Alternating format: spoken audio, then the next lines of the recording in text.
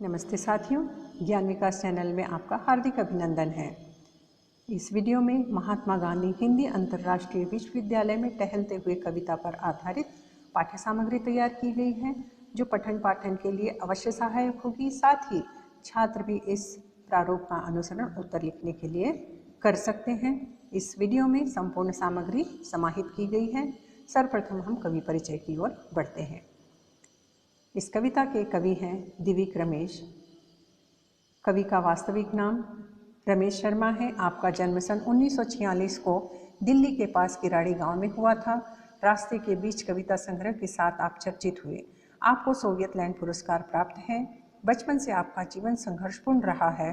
दूरदर्शन में कार्यक्रमों का संचालन भी आप किया करते थे। आपकी रचनाएं हैं रास्ते के बीच, खुली आंखों में आकाश, हल्दी चावल, खंड खंड अग्नि, अष्टावक्र आदि। अब हम कविता के सारांश की ओर बढ़ते हैं। दिव्य कवि ने महात्मा गांधी अंतर्राष्ट्रीय विश्वविद्यालय में टहलते हुए कविता में महान साहित्यकारों के दर्शन किए, जिसका अनुभव आपने कविता में लिखा है। यह स्थान ऐसा है जहाँ पर महान व्यक्तियों, साहित्यकारों का आना गौरव की बात है और इतनी साधारणतः उनसे संपर्क कर पाना जीवन का एक अमूल्य अवसर है। यहाँ पर ये यशस्वी साहित्यकार उसी प्रकार लगते हैं जैसे तारे ज़मीं पर उतर आए हैं।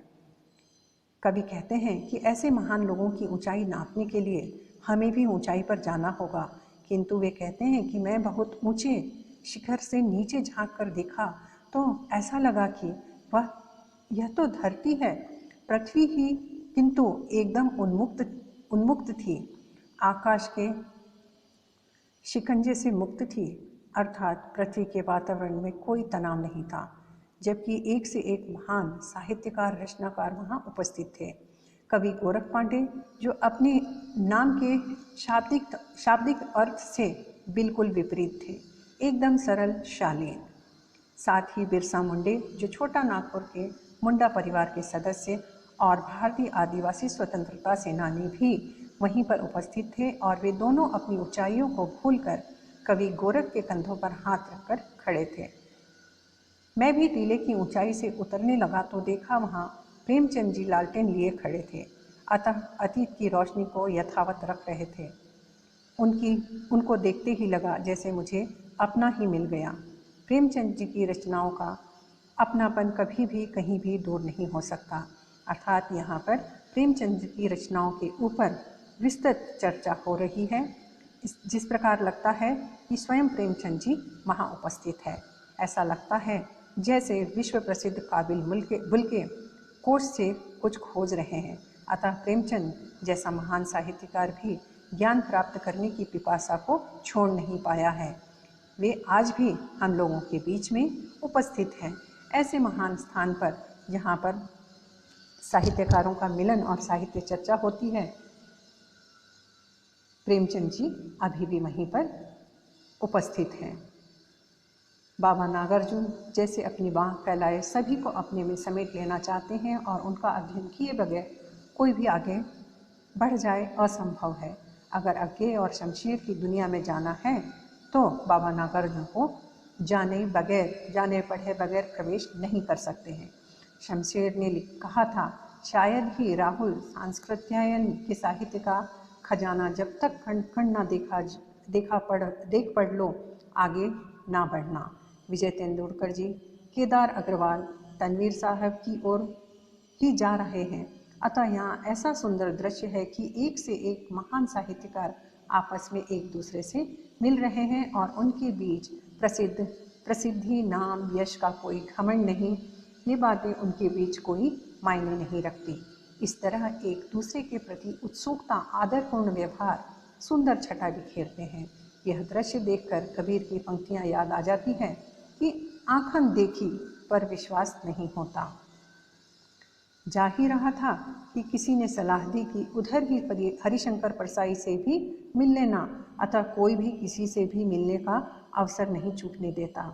उस आवाज़ पर मुड़कर देखा तो खिलखिलाहट थी और विदेशी छात्रों के बीच भारतीय दूजी थे, अर्थात वहाँ छात्रों के बीच भी भारतीय दूजी आज भी अपना ज्ञान बिखेर रहे हैं। विश्व पर विजय प्राप्त कर लेने वाले टैगोर जी को देखकर तो मैं मंत्रमुग्ध हो गया। अर्थात महाछात्रों में, महान साहित्यकारों में टैगोर जी की साहित्य के ऊपर सुंदर विस्तृत ज्ञानपूर्ण चर्चा हो रही है। बढ़ते बढ़ते एक जानी पहचान पंजाब सुनाई थी और वहाँ वे और कोई नहीं, रामविलास जी ही वहाँ पर प्रवेश करने वाले थे और मेरे सामने एक विशाल आकाश खड़ा हुआ था जो मुझे अपनी ओर बुला रहा था और मुझे भी बहुत अच्छा लगता था आकाश से हाथ मिलाना।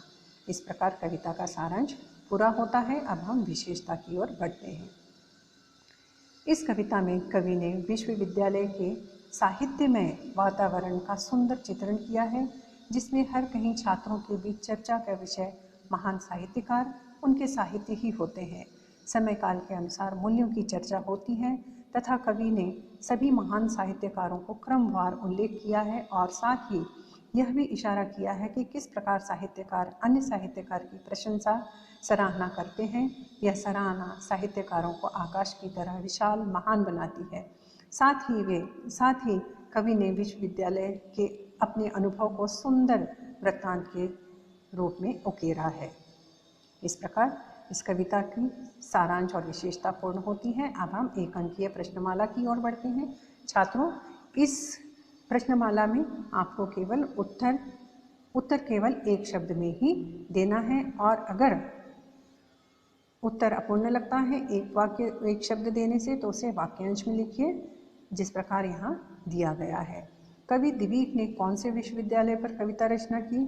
सो उत्तर है महात्मा गांधी हिंदी अंतर्राष्ट्रीय विश्वविद्यालय। दूसरा प्रश्न है, कवि धरती को कहाँ खड़े होकर देखते हैं? उत्तर में सिर्फ आप टीले शब्द या ऊंचाई लिख सकते हैं। छात्रों, इस प्रकार आप देख रहे हैं यहाँ कविता पर आधारित एक अंकीय प्रश्न और उत्तर प्रस्तुत किए गए हैं, जो अवश्य ही आपको पठन पाठन में सहायक होंगे। अब हम ससंदर्भ व्याख्या की ओर बढ़ते हैं। उससे पहले आपसे एक निवेदन है कि वीडियो को लाइक करें, शेयर करें, चैनल को सब्सक्राइब करें, जिससे अधिक से अधिक छात्रों को इसका फ़ायदा मिल सके और आपको भी जैसे ही हम नई पाठ्य सामग्री दें वह आपको सूचना दे देगा। अब हम ससंदर्भ व्याख्या की ओर बढ़ते हैं। छात्रों, उत्तर लिखते समय आपको कविता की पंक्तियों को पूरा न उतारें और संकेत रूप में लिखें, जिस प्रकार यहाँ पर दिया गया है। कविता का प्रसंग है हमारी पाठ्य पुस्तक काव्य गुलशन की कविता महात्मा गांधी हिंदी अंतर्राष्ट्रीय विश्वविद्यालय में टहलते हुए कविता से लिया गया है, जिसके कवि दिवीक रमेश हैं। कवि परिचय आप पूर्ववत लिखेंगे। कविता का संदर्भ इस प्रकार है।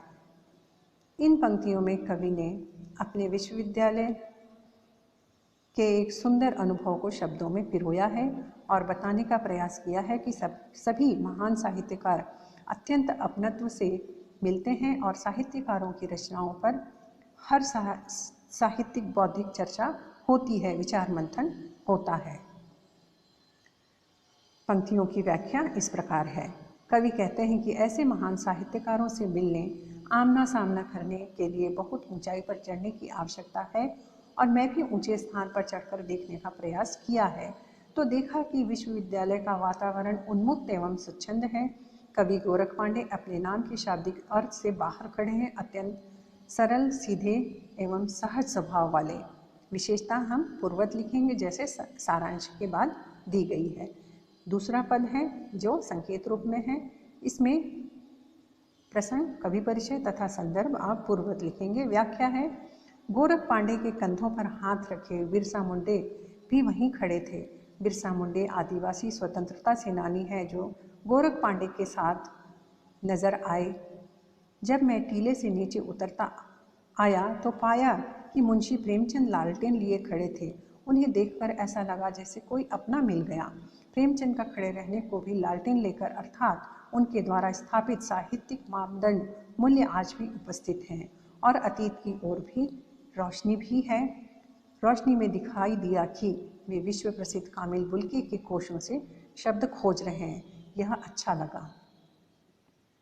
अर्थात वे कहना चाह रहे हैं कि प्रेमचंद जी का साहित्य आज की पीढ़ी में भी वही आकर्षण पैदा करता है, वैसे ही खोज, वैसे ही शोधपरक बुद्धि आज भी विस्तृत है, वातावरण आज भी वहाँ पर विस्तार ले रहा है। विशेषता पूर्वक लिखेंगे। अब हम तीसरे पद की व्याख्या की ओर बढ़ते हैं।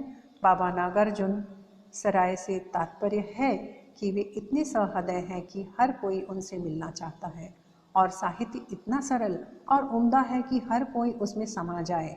और तो और अज्ञेय और शमशेर को समझना पढ़ना चाहते हो तो बाबा को पढ़े बिना इन्हें समझा नहीं जा सकता। और शायद शमशेर जी ही कहा करते हैं कि राहुल सांस्कृत्यायन साहित्य खजाने को कण कण न पढ़ लो तब तक आगे नहीं बढ़ना। अर्थात साहित्य को क्रमवार पढ़ते हुए आगे बढ़ना एक कला है। अब हम चौथे पद की ओर बढ़ते हैं। व्याख्या है केदार अग्रवाल। हबीब तनवीर जी, आप सभी पूरे लाव लश्कर के साथ हैं। तनवीर साहब, हबीब जी आप भी पूरे तामझाम के साथ हैं और आप भी पूरे तामझाम के साथ, और विजय तेंदुलकर जी भी आप ही की ओर जा रहे हैं। अर्थात विश्वविद्यालय के प्रांगण में महान साहित्यकारों की आवाजाही एकदम साधारण बात है और सभी साहित्यकार भी आपस में एक दूसरे के विचारों का मेल मिलाप तथा आदान प्रदान पर समय की अनुभूति करते हुए लिखते हैं तथा बताते हैं कि महान लोगों का यह संगम अति सुंदर अनुभव देता है। अब हम अगले पद की ओर बढ़ते हैं। संकेत है, दिया गया है, व्याख्या है। इस प्रकार साहित्यकारों, महान रचनाकारों की उपस्थिति आवाजाही एक स्वच्छंद वातावरण का निर्माण करती है। इस दृश्य को देखकर कबीर की पंक्तियाँ जैसे उक्ति बन जाती है, खूब रची मेरी आँखन देखी, अतः यह कोई सामान्य दृश्य नहीं है। मैं आगे बढ़ा ही था कि आवाज आई कि आगे उधर परसाई जी से भी मिल सकते हैं। अर्थात एक साथ महानुभावों का संगम अत्यंत सुंदर दृश्य है। वहाँ पलटकर देखा तो कुछ खिलखिलाहट का वातावरण था जिसमें विदेशी छात्र भारतेंदु जी को घेर रखे थे। विश्व विजयी टैगोर के दृश्य ने तो मंत्रमुग्ध कर दिया तथा मनीषियों का संगम अद्वितीय था। यहाँ पर यह बात ध्यान देने योग्य है कि भारतेंदु जी और टैगोर जी उनके साहित्य में वहाँ छात्रों के बीच उपलब्ध थे। छात्रों का लगाव बताया गया है और उन साहित्यकारों के साहित्य की जीवंतता की ओर प्रकाश डाला है। अब हम अगले पद की ओर बढ़ते हैं जो संकेत रूप में दिया गया है, व्याख्या है। कवि कहते हैं कि ऐसे आगे बढ़ा था मेरे कानों में एक जानी पहचानी सी पदचाप जो रामविलास जी की थी। बस वे प्रवेश करने ही वाले थे। उन्हें देख लगा मानो सामने विशाल उन्मुक्त आकाश खड़ा है। उस आकाश रूप महान व्यक्ति से हाथ मिलाना मुझे बहुत अच्छा लगा। अर्थात ऐसे महान लोगों को एकदम सामने देखने का अनुपम होता है और उनका व्यक्तित्व, उनका साहित्य एक आकाश के समान विस्तारपूर्ण था। विशेषता हम पूर्ववत लिखेंगे। यहाँ पर ससंदर्भ व्याख्या पूर्ण होती है छात्रों। अब आपके लिए एक प्रश्न आता है कि महात्मा गांधी हिंदी अंतर्राष्ट्रीय विश्वविद्यालय में टहलते हुए कविता का सारांश लिखकर उसकी विशेषताओं पर प्रकाश डालिए।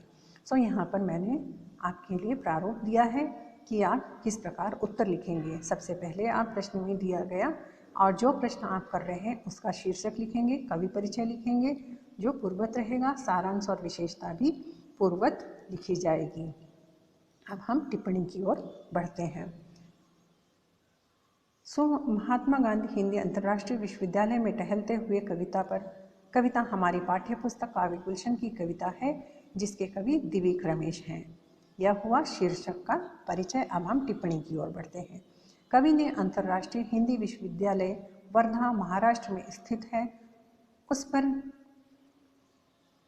अपना अनुभव इस कविता में प्रस्तुत किया है। यहाँ पर अपने अनुभव को आपने शब्दों में उतारा है।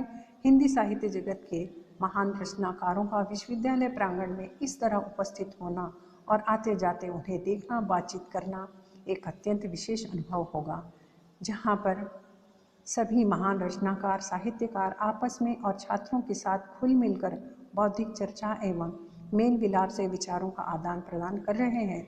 इस प्रांगण में प्रेमचंद जी का लालटेन के साथ दिखना यह एक पथ प्रदर्शन की बात हो सकती है कि वे अपने साहित्य के द्वारा आज भी शिक्षा जगत में मार्ग प्रदर्शन कर रहे हैं और कहीं बुल्के के शब्द कोश से अपने पुराने खजानों का भी उपयोग हो रहा है।